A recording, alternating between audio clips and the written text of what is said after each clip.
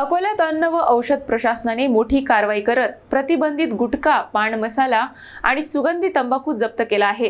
ही कारवाई जुने शहर पोलीस ठाण्याच्या हद्दीत करण्यात आली। अकोला शहरात प्रतिबंधित गुटखा आणि तंबाखू विक्रीवर अन्न व औषध प्रशासनाने धडक कारवाई केली आहे। जुने शहर पोलीस ठाण्याच्या हद्दीत येणाऱ्या जय हिंद चौक परिसरातील मेमर्स जलाराम प्रोव्हिजन या दुकानावर छापा टाकण्यात आला। या कारवाई दरम्यान प्रतिबंधित गुटखा, पान मसाला आणि सुगंधी तंबाखू असा एकूण 70,825 रुपयांचा मुद्देमाल जप्त करण्यात आला आहे। अन्न व औषध प्रशासनाला मिळालेल्या माहितीनुसार ही कारवाई करण्यात आली असून संबंधितांवर कायदेशीर कारवाईची प्रक्रिया सुरू आहे। राज्यात गुटखा विक्रीवर बंदी असताना देखील अशा प्रकारे विक्री होत असल्याचे उघड झाल्याने प्रशासनाने कडक भूमिका घेतली आहे। जलाराम सुपारी जय हिंद चौक या ठिकाणी प्रतिबंधित अन्न पदार्थ जसे गुटखा, पान मसाल्याची विक्री होत असल्याचे आढळून आल्याची खबर होती।